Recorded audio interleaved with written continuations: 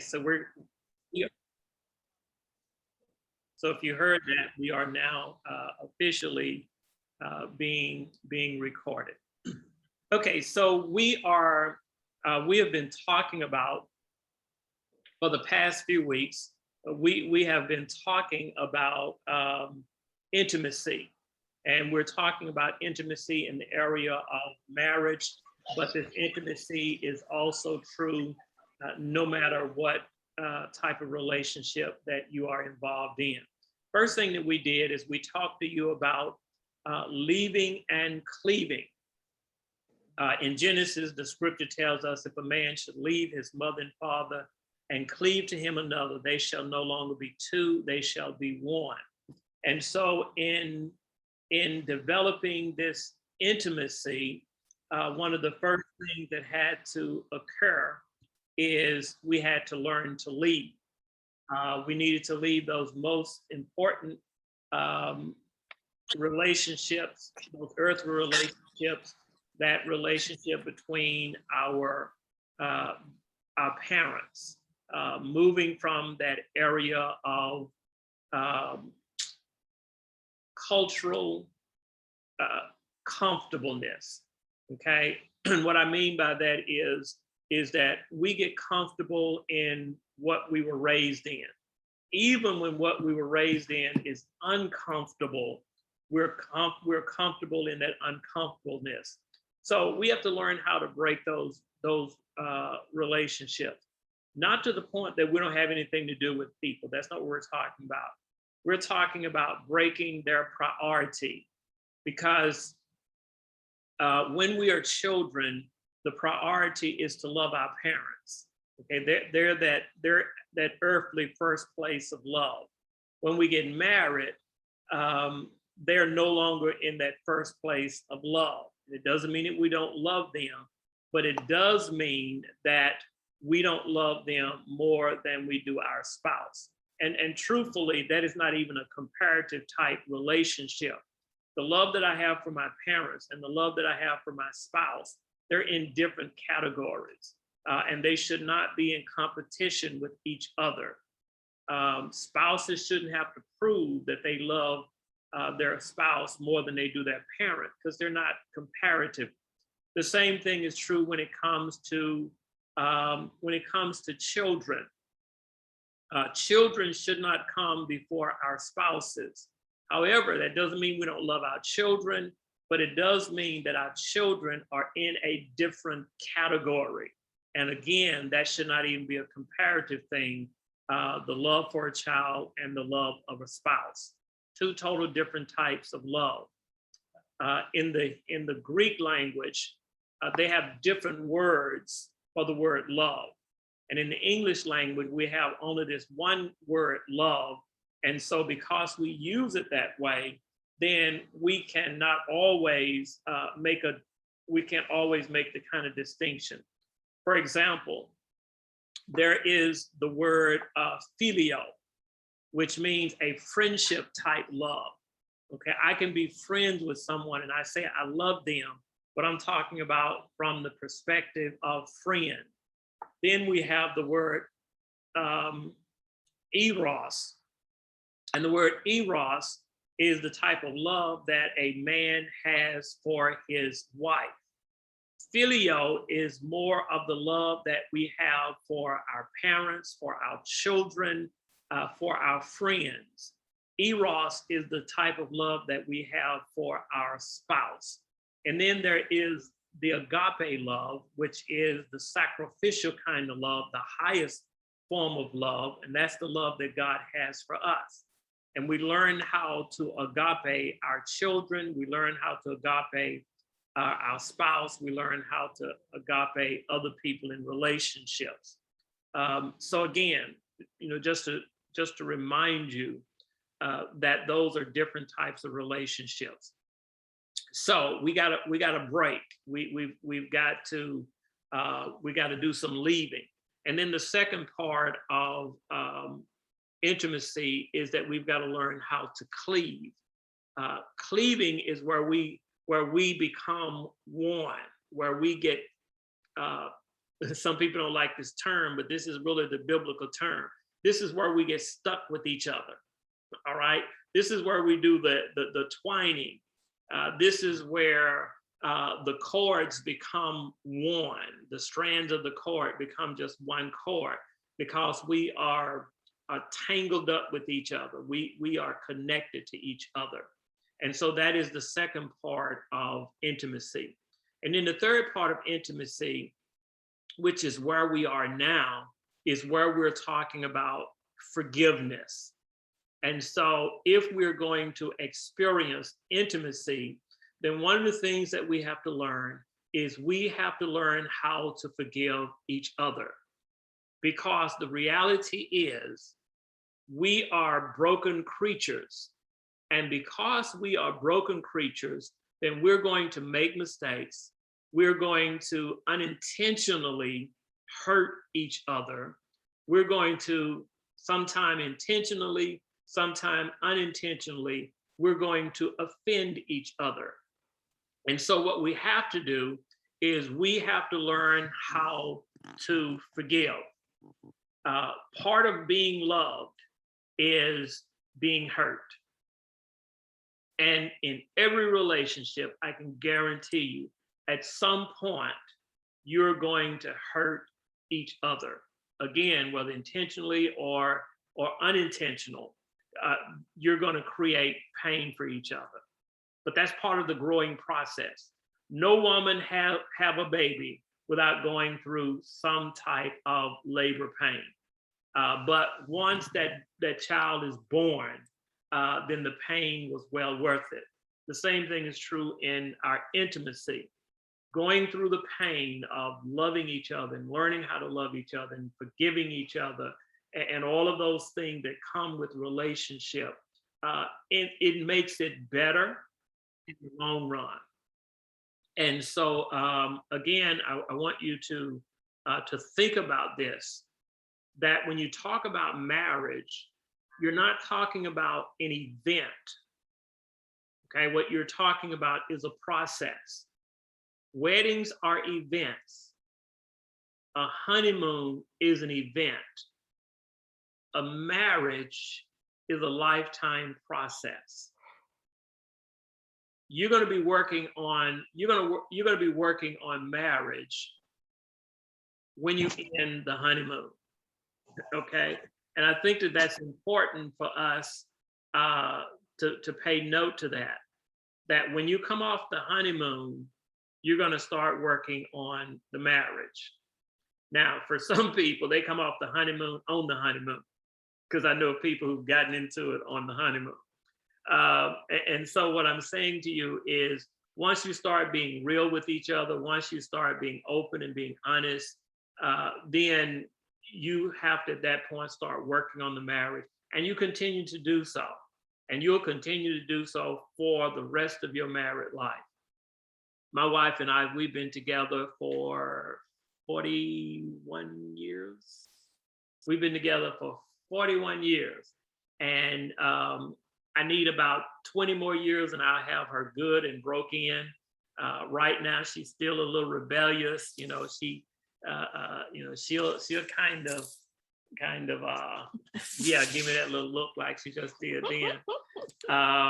But no, after 41 years, we are still working on the marriage. And here's truth. There are times where I really get on my wife's nerves.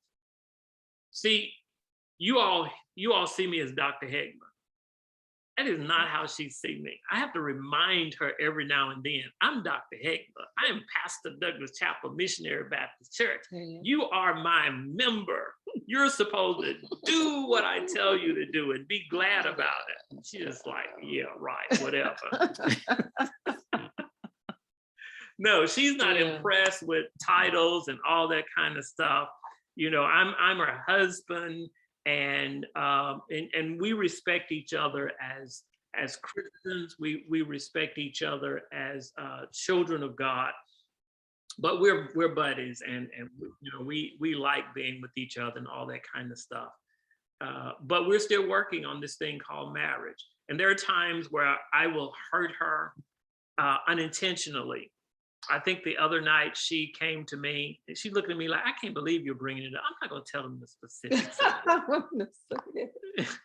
Anyway, so the other night she had said something to me, and really, I don't remember her telling me this.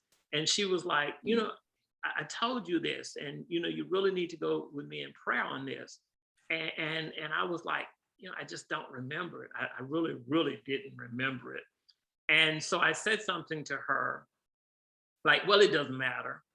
And she took it as I was saying that what she was feeling or what she was thinking did not matter. And so she was hot about that for, this is Tuesday. Was that Sunday? I think it was Sunday. She's like, I can't believe he's putting my business out there in the street like that. You know, she know I'm transparent. I don't know how to hold nothing. I just put it out there. Anyway, but so after a few days, then she just kind of said, you know, I'm really, really kind of upset with you because you didn't take what I said serious. And I was like, what was it? And then she told me, and I was like, oh, no, you took that totally out of context. That is not what I meant. That is not what I was saying. And so then after that, she halfway got a little bit all right with it. She's still trying to get to that forgive 7 times 7 type thing. But so my point to you is that you will hurt each other no matter how long you're together, no matter how much you love each other, and no matter how much you try not to. There are going to be times where you are going to hurt each other. That's just part of loving. That's really, really part of it. Now, why is it part of it? Because we're broken. Okay, I'm broken, she's broken. And because we are broken, our brokenness has a tendency to surface. But here's the beautiful thing about being broken. When you are a child of God, then the Holy Spirit will bring you under conviction. Like when the Holy Spirit brought to my attention that I had hurt her, then I immediately was willing to honor that hurt. Even though I didn't mean to hurt her, I had to honor that she was hurt about it. I could have said to her, well, you're just being too sensitive. You know, you're taking stuff out of proportion. You know, I could have brushed her off. But the Holy Spirit said, it doesn't matter what you meant. What matters is what she felt. And what she felt was hurt. What she felt was offended.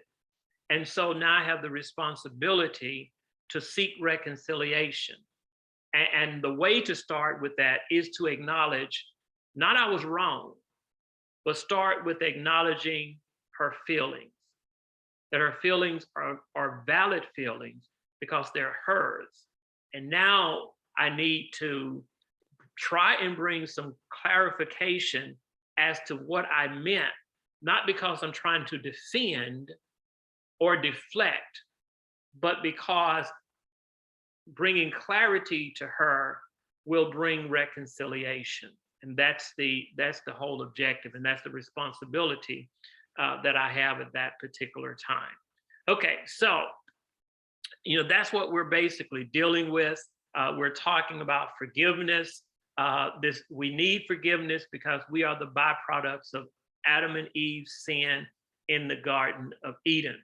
And this whole idea of sin, it is really all about separation. And so that's what our video is going to be about on tonight, is this idea of separation. And then we'll come back and we'll talk about what we pick up from the video, and give you all some assignments to work on as well. Well, let me pull this up. There we go. And now I can share a screen.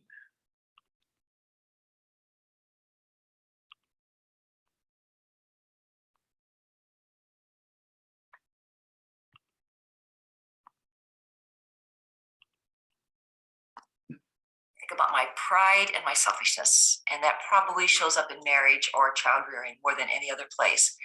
And so the sin of pride makes me more concerned about myself or how I'm performing than about Andy, and it interrupts a smooth relationship. Or selfishness when I'm out just for myself, it's destructive. Remember that key phrase: sin separates. God heals and brings back together. And the image that he uses for that is shalom. And the word shalom in Hebrew means that all the divided parts have been brought back into this incredible, perfect unity that is beautiful and leads the heart to praise. So sin separates, God reconciles. That's what's true about our lives and our marriage. But we can name better than just sort of a broad category of sin separates. Everyone in this room does just what Adam and Eve did. And that is, we flee and we fight. Or another way of saying that is we hide because we're afraid, and we run to some place that will give us cover.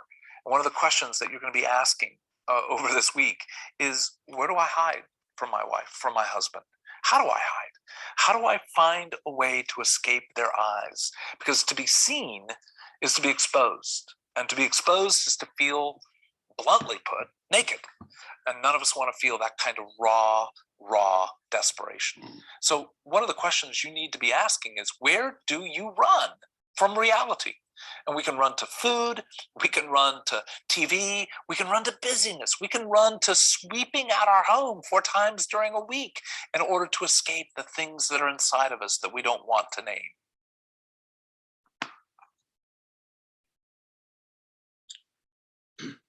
Okay, so in that very short video, one of the things that I really want you to think about is this whole idea from Genesis chapter 3, when Adam and Eve had sinned.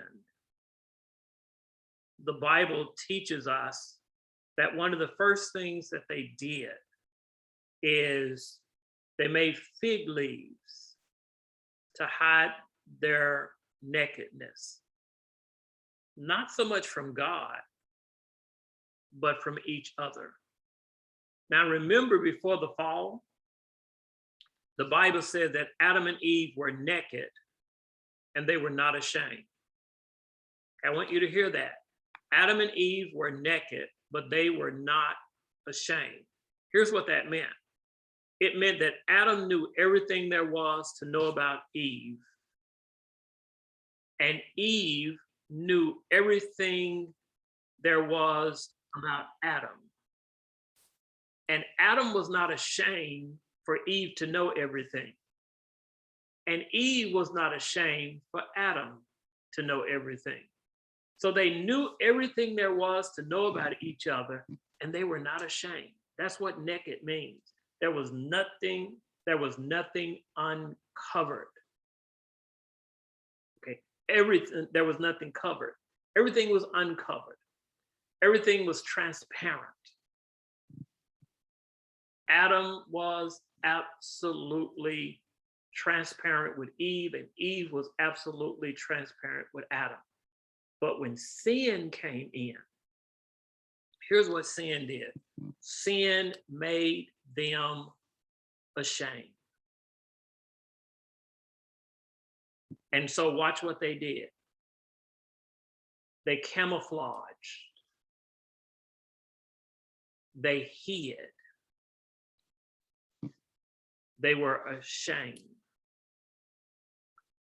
And so what I want you to understand is that's exactly what Satan wants for your life. That's exactly what Satan wants for your marriage.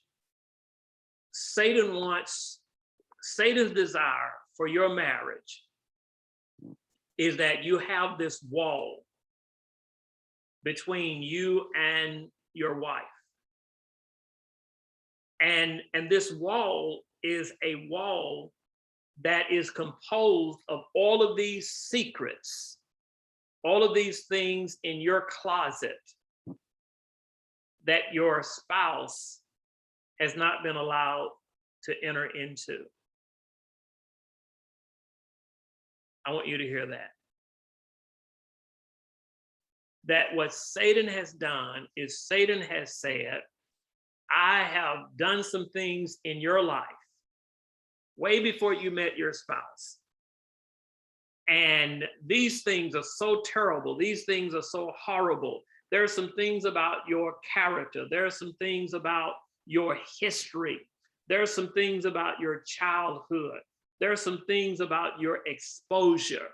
There are some things about your thoughts that your spouse is not privy to. And because your spouse do not know what these things are, then these secrets are a wall that's separating the two of you. And that's what sin is designed to do, is to bring about separation. Oh, you don't see the wall like in this picture here. You don't have that physical wall that you can see. But there is that wall that is there, that has you on one side and it has your spouse on the other side. And so those secrets have caused you to respond like Adam and Eve did when they had sinned. You are ashamed.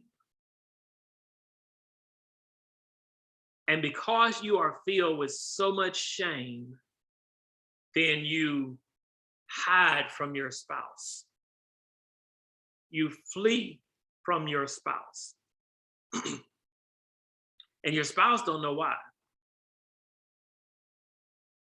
Your spouse doesn't know what to do. Your spouse knows that there's this wall that is here. I'm trying to reach you. I'm trying to get to the person inside of you. I'm trying to get to your heart. But there's something that keeps you from giving your heart to me. There's something that keeps you from giving me 100% of your love. You give me a percentage of it, but you haven't been able to give me all of you. I can tell it when I try to hug you. I can feel that there is kind of a pullback. There's a hesitancy. I can tell it when I look at you and you can't look me in the face. You kind of look away. I can tell it because when we start to talk about your past, you become a different person. You see, the secret, the shame has created this separation. When you go to bed, when you go to bed, one of the things that happen is there's a wall between you.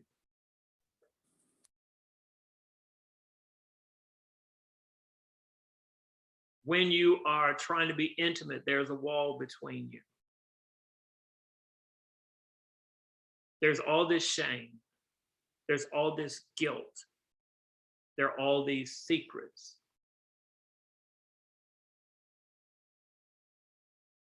And God is saying, we got to tear this wall down. Because I want you to cleave, and I can't get you to cleave. I can't get you to have the intimacy as long as you got the secrets, as long as you have the shame, then you're going to have the separation. And here's what marriage is designed to do. Marriage is designed to cover the multitude of faults. Really what that means is this, is that your marriage is designed to heal you from your past hurts. That's what God's love has done for us. When we really discover how much God loves us, what it does, it heals us from the things that came in our lives earlier before we were born again, and some things even after we've been born again. It is the love of God that is able to bring healing. It is able to bring reconciliation. It is the love of God that is able to put those things in their proper perspective.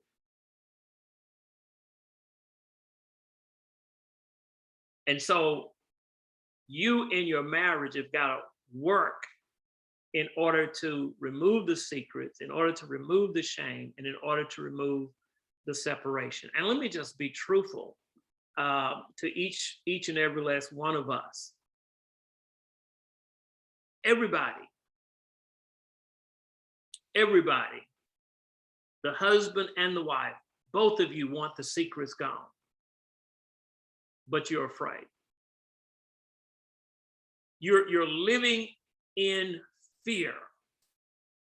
And so there's a little thing that we do. There's a little thing that we do to try and reveal the secret to our spouses. There's a little something that we'll do. What we do is we start to give them information that may be a little secret, but it's something that I can handle them knowing. And so what I'll do is I'll reveal that to them because I want to see how they handle that particular secret. How do they handle that? And if they don't handle it well, then one of the things that I'll say is, well, you know what? If they can't handle that, then I certainly can't bring this other stuff out of the closet. So I just need to keep that. And when you make that decision, Satan says, right, that's what you need to do. Keep that.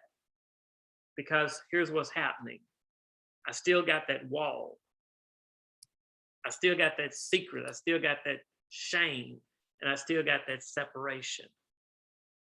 And if I can get any distance between the two of you, if I can cause any separation, I've got enough room for me to wiggle in and bring havoc in this marriage. So when our spouse reveals these things to us, we have to be accepting. We have to be non-judgmental. We have to be supportive, but we also have to reassure them that my love for you can handle the truth. My love for you can handle anything that Satan and your past has laid upon you.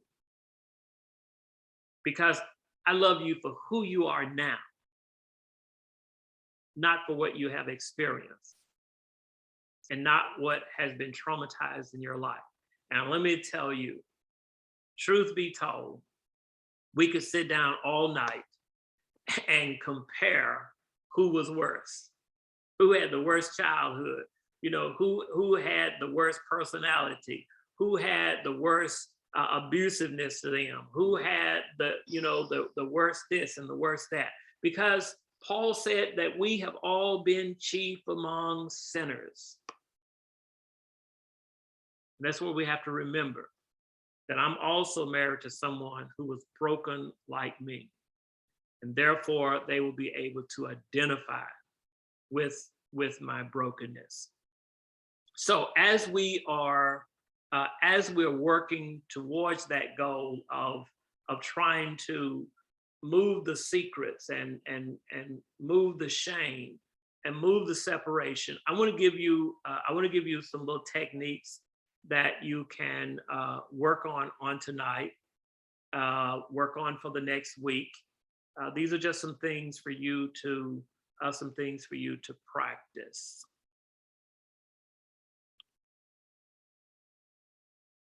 So there are some things that you're going to need to acknowledge. And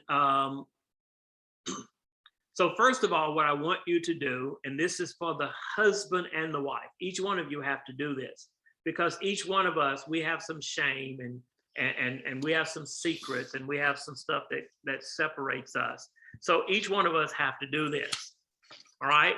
So there are 3 acknowledgements that we're going to have to make. First of all, there is the personal acknowledgement. Okay, the personal acknowledgement. These are things that I need to be willing to acknowledge to me. Okay, I'm the first one that I've got to be willing to be honest with.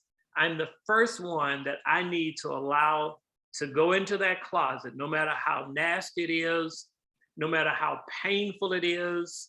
I've got to be willing to go in that closet first. And so here's what you need to do. Under personal acknowledgement, here's the first thing that you need to do. Number one is you need to answer this. What makes me hide? Or what makes me ashamed? That may be easier for you. What makes me ashamed? As you begin to look at you, as you begin to look at your past, as you begin to look at those things that your spouse may be absolutely unaware of, then you need to answer the question for yourself. What is it that makes me ashamed?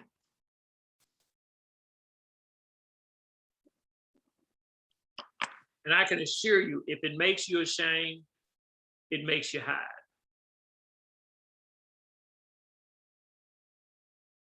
If it's something you're ashamed of, then what you're doing is you're hiding a part of you because you're ashamed.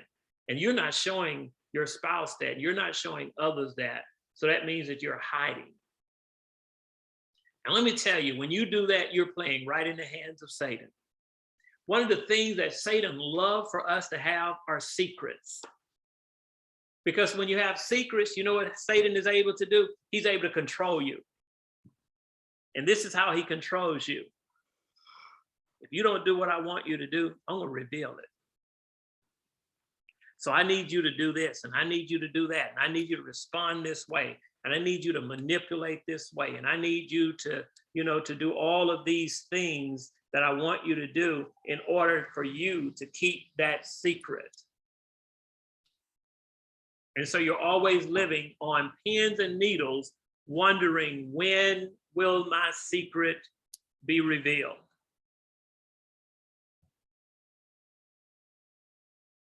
So I really, really need you to be honest with yourself and go in that closet. And if you're truthful with yourself, you're going to find that there are a lot of things that, that you are ashamed of. There are a lot of things that's making you hide, and that's okay. When you go in that closet, and if there are 30 things in there, write those things down because they're there, they're truthful.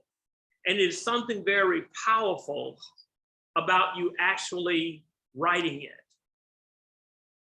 I don't want you just to say, I want you to actually write it down, because this is for you. This is not for your spouse. This is not for your children. This is not for your preacher. This is for you. And you need to be able to actually write those things down, because once you write them down, listen, the reason that God has given us the written word is because we needed something solid that we could go back to, that would bring things to our remembrance, that would make it real for us. And when you write those things down and you go back and you look down that list of the things that make you ashamed or the things that make you hide, those things are hitting you right in the face. And yes, you may cry. And yes, you may be, listen, and you're going to be extremely embarrassed even when you write them to yourself. And there are going to be some things where you'll want to write and you don't even want to write it down. Let me tell you, that's the one that you really need to write and put a star by it. Because if you are afraid to admit it to yourself, then it is a stronghold in your life. So that's the first thing. In your personal acknowledgement is what makes me ashamed or hide. Here's the second thing.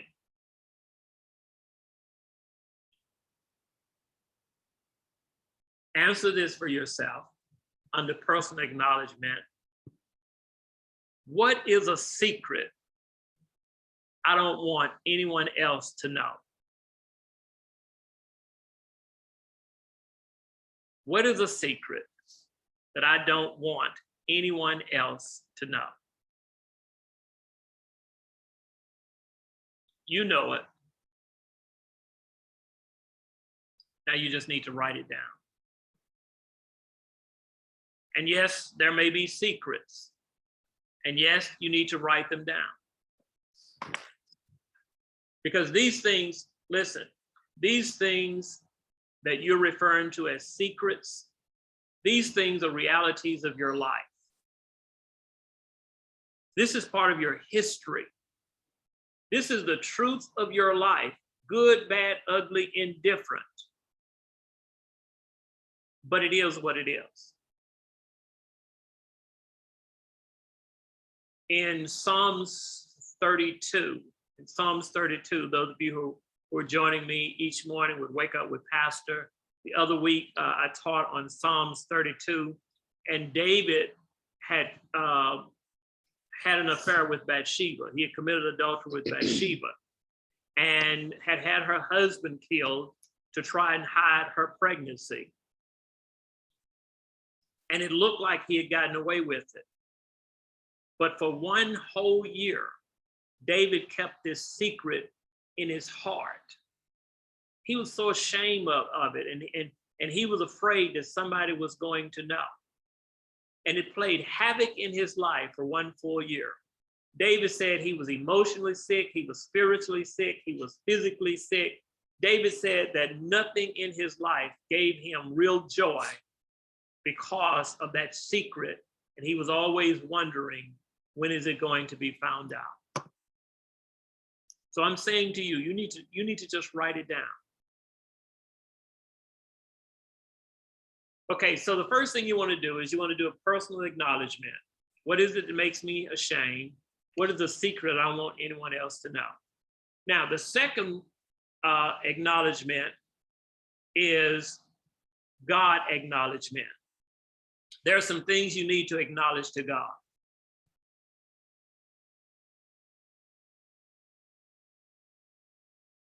So here's the first thing that you need to acknowledge unto God. You need to answer this. What makes me ashamed before God? As I look at me, as I look at my life, past, present, past or present, what is it that makes me ashamed before God? The Bible talks about we have to give an account of all of our stewardship. As you look in this closet, if you had to carry God in the closet with you, what is in that closet that you would be ashamed before God?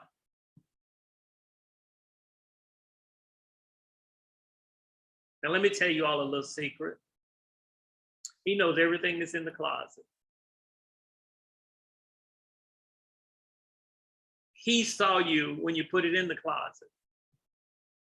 He saw you do it before it ever got to the closet.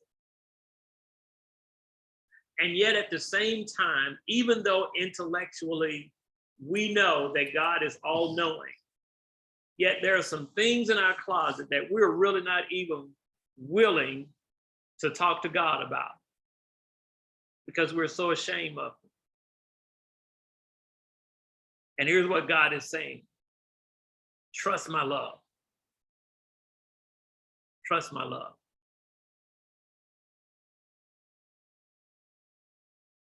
All right, here's the second thing you need to acknowledge to God. What makes me hide from God? See, there are some things that you're ashamed of, but there are some things that if you're involved in, you can't even pray. You don't want to get on your knees. Okay, you don't want to go to church.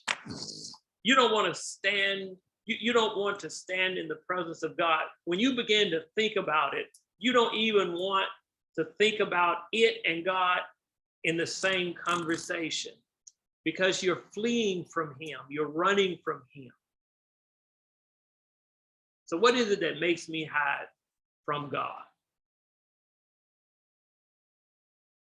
Where I can't pray, I can't praise, I can't worship, I can't read.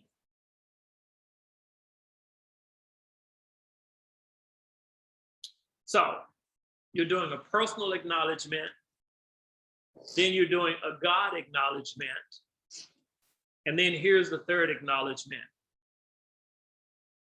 spouse acknowledgement.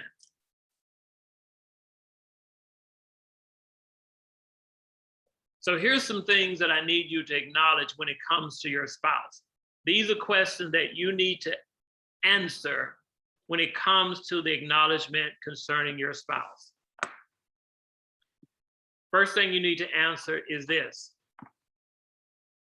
why am I keeping this from my spouse?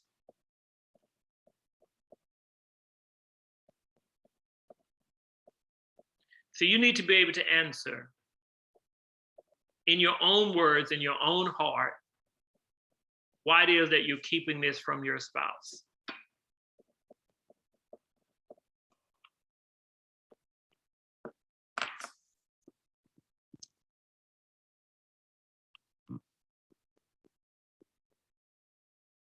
Okay, number two.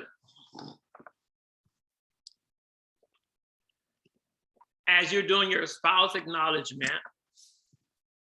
here's one of the things you need to do. Answer. I want you to answer how you think your spouse would feel if they knew this secret.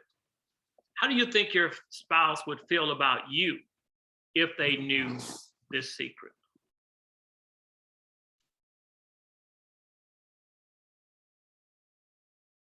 Just write down in your own words how you think they would feel.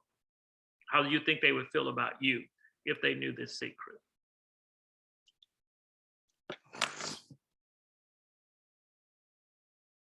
And then here's a third very important question that you need to answer as you are doing this acknowledgement concerning your spouse.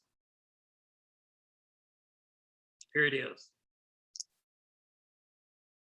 Do you think it is fair?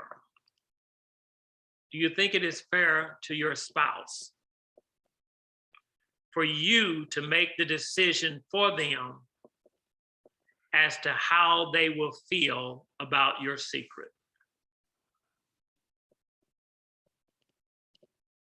Do you think it is fair to your spouse for you to make the decision for them as to how they will feel about your secret? Pastor Hegler, sorry for interrupting. Can you repeat that last one more time for me? Sure. What you're answering in number 3 is this: do you think it is fair? Do you think it is fair to your spouse for you to make the decision for them as to how they will feel about your secret?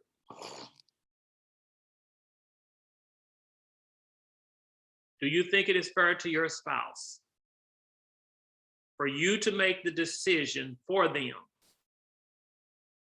as to how they will feel about your secret?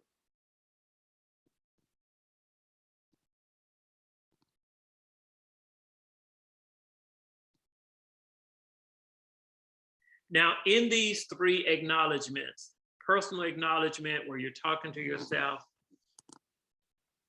God acknowledgement where you're talking to yourself about you and God, and then spouse acknowledgement where you're talking to you about your spouse. See, in all 3 of these, it's you that's dealing with this. At this point, you know you haven't taken this necessarily to God. You haven't taken it to your spouse. this is all within you, because you got to start it. You got to start making this internal acknowledgement before you're ready to take it to the throne of heaven, before you're ready to share it with your spouse. That's why it's important for you to write it down so that you can have those experiences and things before you begin to take it to God and take it to your spouse. And yes, ultimately the goal is to empty the closet.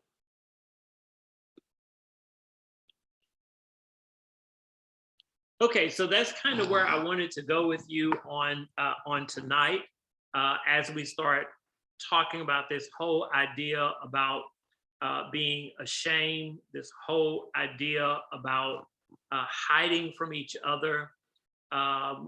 Wanted to get you kind of in the mindset where you individually start to really look at the fact that you have this invisible wall that is between you and your spouse, that is keeping you from accomplishing what it is that you got married for. And that is for the two of you to cleave, to intertwine, for the two of you to become one. And that hindrance is that sin, that secret that is right in between you. And let me tell you, that secret and that sin doesn't necessarily have to be something that you committed. It could be a sin that was committed against you. And you're giving it too much authority in your life.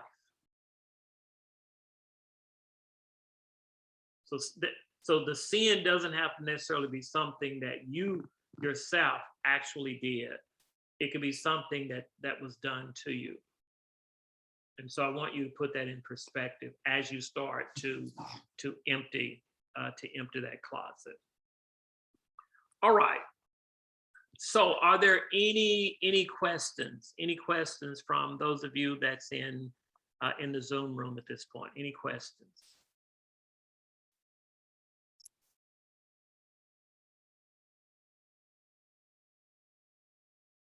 Hold on.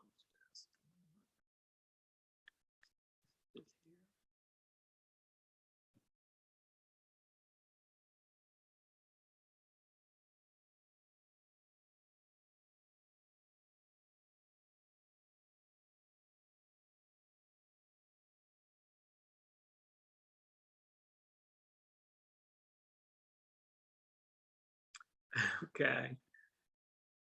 So someone said, when you tell your secret to your spouse and they forgive you, but they continue to bring it up all the time, how do you deal with that? So here's one of the things that happens in that particular situation. When you share something with your spouse, you need to first have shared it with yourself. You need to have shared it with God. You need to be reconciled with yourself and reconciled with God to the point that you and God have forgiven yourself or have come to acceptance, come to reconciliation as to what you did or what was done to you. And so when you bring it to your spouse and your spouse brings it up, the only thing it tells you about your spouse is this, is that my spouse, who is also broken, is not strong enough to handle it. That's basically all it means. So how do I handle that? I forgive them. I acknowledge that, you know what, it has taken me some time to be able to get beyond this. So I can understand and see why it is that it's taking my spouse some time to get beyond this. But it's also important for you not to let your spouse off the hook. When your spouse bring up things that you have shared with them from your closet, here's what you need to let them know. That when I tell you something about me and you use it as a weapon against me, you make it difficult for me to trust that I can bring things to you that will not later be used as a weapon. And I would say to both the husband and the wife, you should never use something that your spouse shares with you as a weapon against them. I don't care how heated things become. I don't care how upset you become. You should never, ever reach in that box and pull that out to use as a weapon against them. That is one of the greatest break of trust that you can possibly do. You do a huge amount of damage to your relationship with your spouse when they can't come to you and be transparent and not be afraid that you're going to throw it back in their face again. That should be one of those things that is a road you never go down, and it's inexcusable. It's inexcusable for any spouse. It is vindictive. If you use that against your spouse, it is vindictive, but it is also ungodly, and it says more about you and where you are in the area of your spirituality than it does concerning your spouse and whatever it is that your spouse had done or had been done to your spouse. So you should never break that trust. That is a sacred trust that should never be broken. All right, any other questions?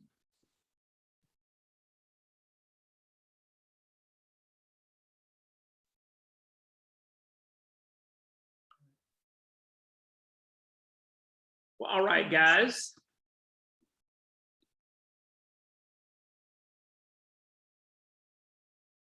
Okay, Ms. Morgan, I believe you're speaking, but I cannot hear you.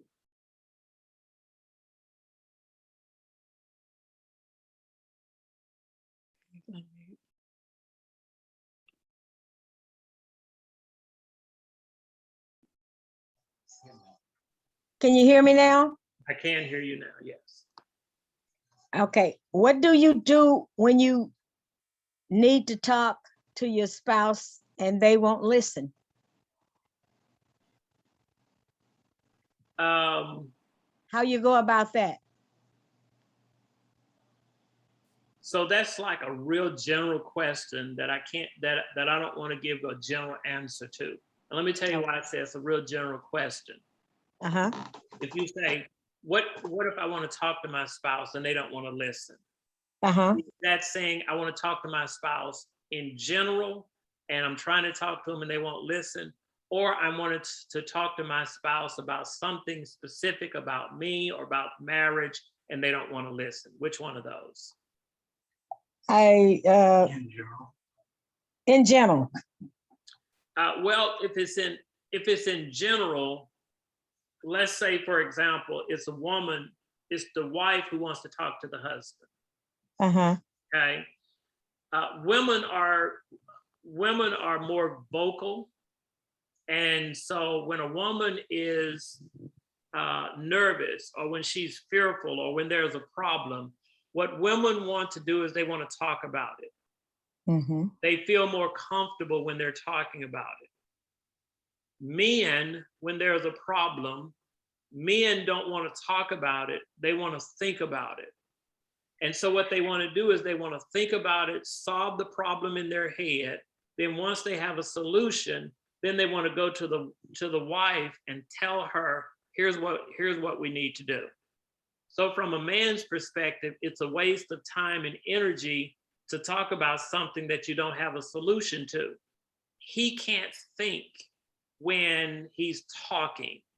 He has to sit quietly, run it through his head, weigh all the options, and then once he's done that, he's ready to talk about it.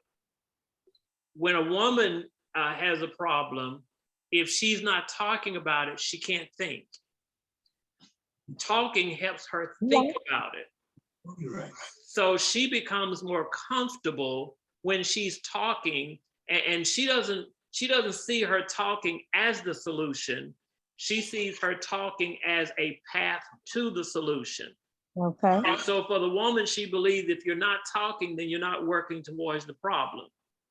The man believes that if you are talking, then that's all you're doing is talking and you're not solving the problem. So when you say general like that, then that's what that means. It means Okay. male, female differences. Okay. Okay. Thank you.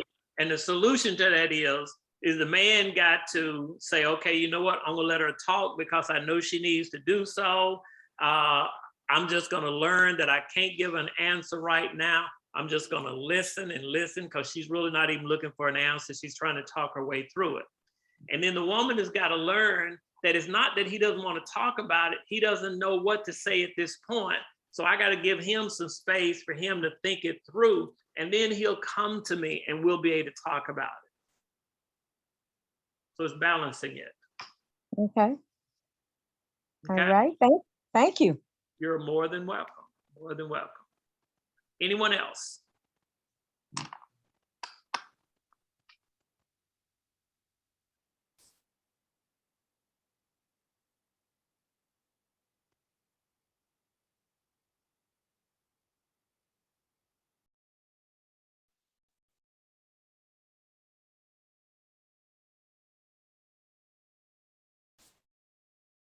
So someone wanted to know, what do you do when you know that your spouse has only shared a small portion of their shame to test your reaction, but then continues to withhold other secrets? Well, so what happens with that is this. If your spouse has shared only a small portion to test your reaction, and then they start withholding other secrets, then when you reacted, you didn't react in a way that made them believe that they could share some of those other secrets. They didn't believe that they could actually tell you some other stuff because you didn't handle that stuff too well. The other thing is that don't expect that your spouse is going to open the closet and just empty everything out. That's why you have a lifetime together. Yeah, there are some things that they have not shared with you, and many times it's not even about you. It's about them reaching a point where they can trust themselves to be able to share it.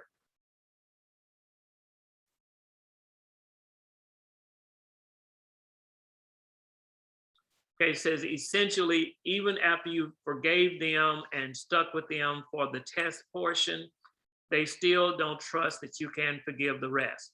Okay, so let me tell you what I kind of hear in that question. What I hear is what your spouse shared was really something you already knew. What they didn't share was some details. Let me give you for instance. If I have an affair on my wife, I'm unfaithful to her, and I acknowledge to her that I was unfaithful, she may forgive me for being unfaithful. Just because she forgives me for being unfaithful doesn't mean I'm willing to share with her some of the details of that unfaithfulness because I think it will hurt her, and because I'm ashamed of it, and because I don't want to really deal with it. So then what happens is that because she's been so adversely affected by it, she keeps trying to find out more and more. And what I always tell wives or husbands, whoever has been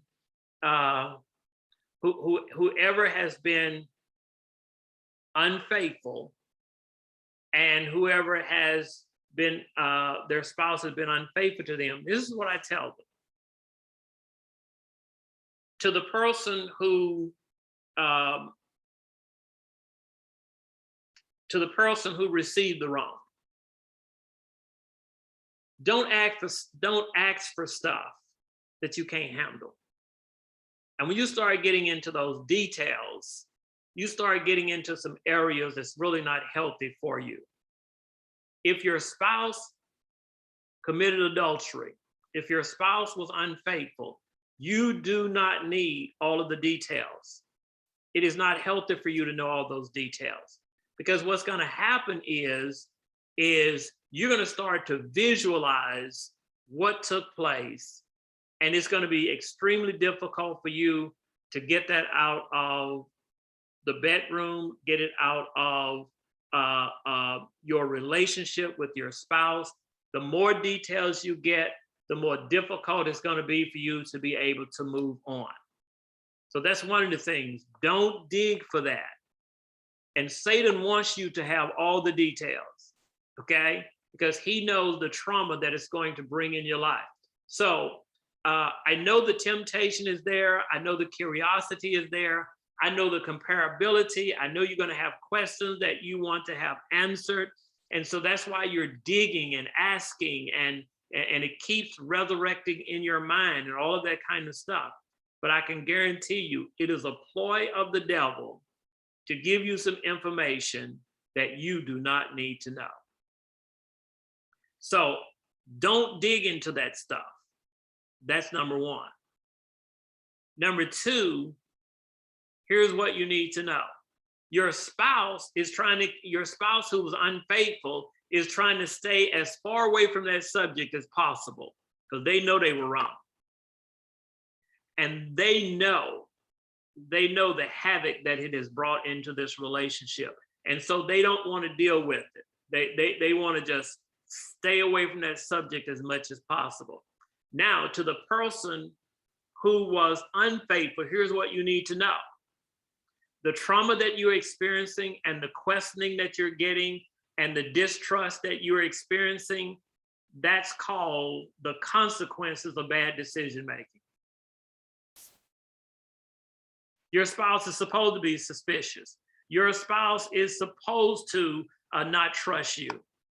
Your spouse is supposed to be being inquisitive every time you're out of their sight.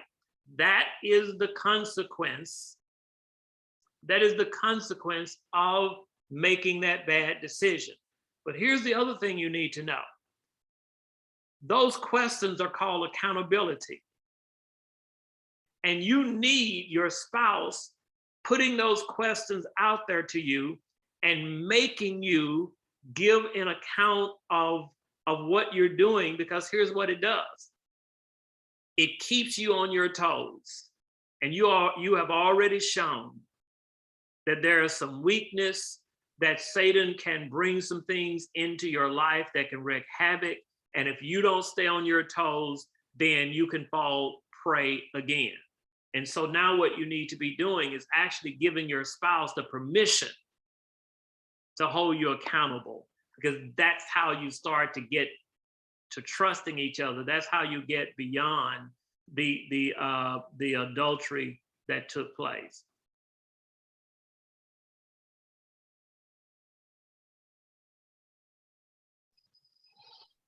Pastor Hegler, Yes. I think I have two questions in one. But in a heated argument or debate, why do each other pull out like their flaws and try to use it against them, or the stuff they did and use it against them? And what is a solution to per se not doing that? Okay. So the first part of that answer, you answered yourself. You said, why is it when people are in heated arguments? Okay. The answer is because the emotions are the emotions are controlling things. You are emotionally out of control. That's why it's a heated argument. So when people are in a heated argument, one of the things you need to remember is this: whatever is said, don't take it as gospel. Because chances are what people are doing is they're trying to hurt each other. That's why you're arguing. So don't take what is said as gospel. And here's what I mean when I say that. don't take it that this is what that person means. Those are emotions that's talking. And emotion may mean it at that moment, but doesn't mean that that's how they feel always.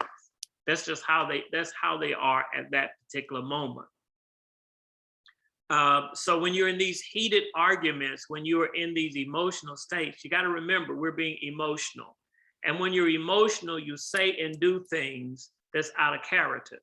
Now, here's what people will say. When you get mad, you tell me what you really think. And that's probably true. And the reason that is true is because you haven't learned how to talk when you're not angry. And so the only time you're being truthful is when you are being angry. So what you do is you have to learn how to be truthful at all times with each other, not just when you are heated.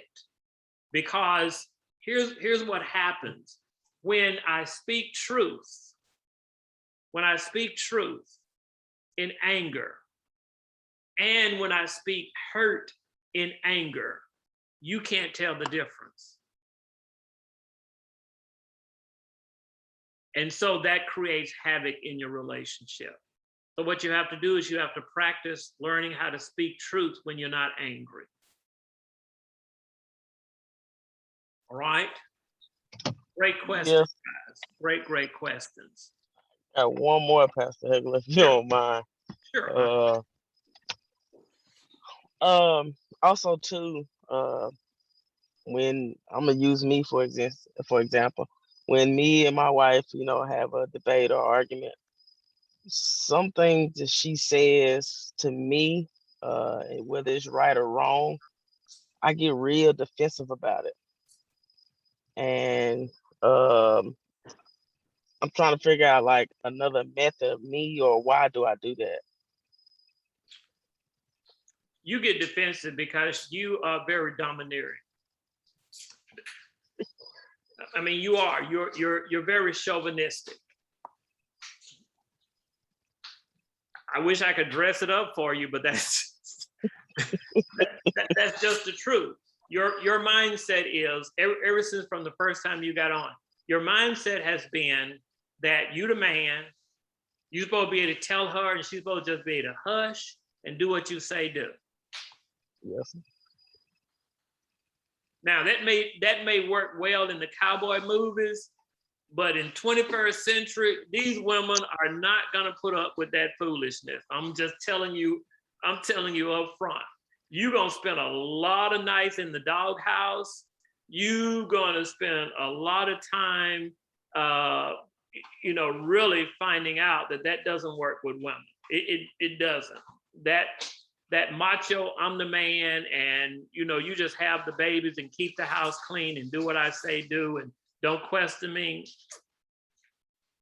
Now you need to go back to the early 30s or 40s and find you a woman back then, because you're not gonna find a woman in 21st century that is going to put up with that. So that's why you get offended, because you're chauvinistic. That's just it. Okay, thank you so much.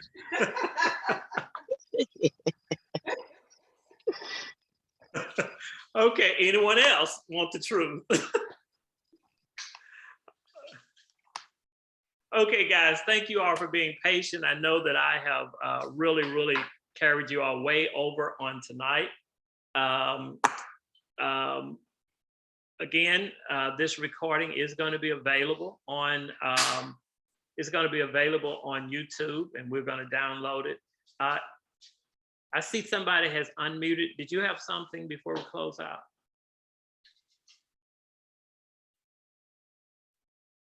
Okay, all right.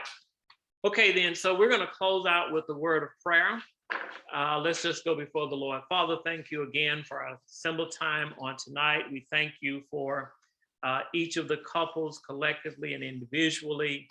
We pray that you have said something on tonight that will enable us to at least open the doors of the closets in our lives, even if we don't go in, get us to the point of opening the door, knowing that you have a love that covers a multitude of faults.